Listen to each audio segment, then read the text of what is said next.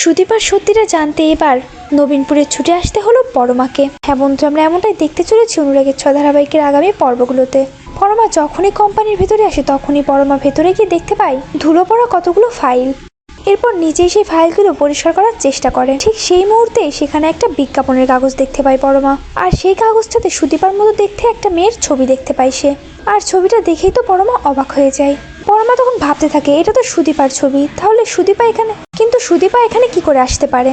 এরপর পরমা সমস্ত ফাইলগুলো ঘেটে অনেক আগের কিছু ফাইল বের করে, আর অনেকগুলো কাগজ খুঁজেই সে দেখতে পায় দীপার ছবিগুলো আরো, আর সেখানে একটা নামও লেখা দীপা সেনগুপ্ত। পরমা তখন ভাবতে থাকে তাহলে কি সুদীপা এই সেনগুপ্ত পরিবারেরই শেষ উত্তরাধিকারী, এই সমস্ত কোম্পানির মালিক। তাহলে কি আমি ভুল করে ওর কোম্পানিটাকে কিনে নিলাম? তবে যেভাবেই হোক সুদীপার সত্যিটা আমাকে জানতেই হবে। যেভাবেই হোক সুদীপার সমস্ত সত্যিটা জেনে আমাকে বাড়ির সকলকে জানাতে হবে, তার আগে কাউকেই কিছু বলা যাবে না। এইসব কথা ভেবেই পরমা সিদ্ধান্ত নেয় সে নবীনপুরে যাবে, কেননা একমাত্র সুদীপার পিসির সমস্তটা জানে। তার পিসির কাছে গেলেই সে সমস্তটা জানতে পারবে। এরপরে পরমা সিদ্ধান্ত নেয় সে নবীনপুরেই যাবে। এরপরেই পরমা নবীনপুরে চলে যায়, আর সেখানে গিয়ে সুদীপার বাড়িতে চলে যায়। আর বাড়িতে গিয়ে পিসির মুখোমুখি হয় পরমা। পরমা পিসিকে জিজ্ঞাসা করে আপনাকে একটা সত্যি কথা বলতে হবে। সুদীপার পিসি তো পরমার মুখে এমন কথা শুনে অবাক হয়ে যায়, বুঝতে পারে না পরমা হঠাৎ করে কেনই বা এখানে এসেছে, আর তার কাছে এবার কি চায় পরমার। তখনই পরমা জিজ্ঞাসা করে সুদীপার ব্যাপারে, সুদীপার আসল পরিচয় কি, সুদীপার আসল পরিচয়, সুদীপার বংশ পরিচয়টা কি। পরমার মুখে এসব কথা শুনে তো অবাক হয়ে যায় পিসি।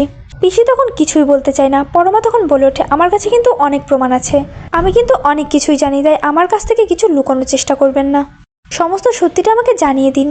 পিসিও তখন বাধ্য হয়ে যায় পরমাকে সবটা জানিয়ে দেওয়ার জন্য।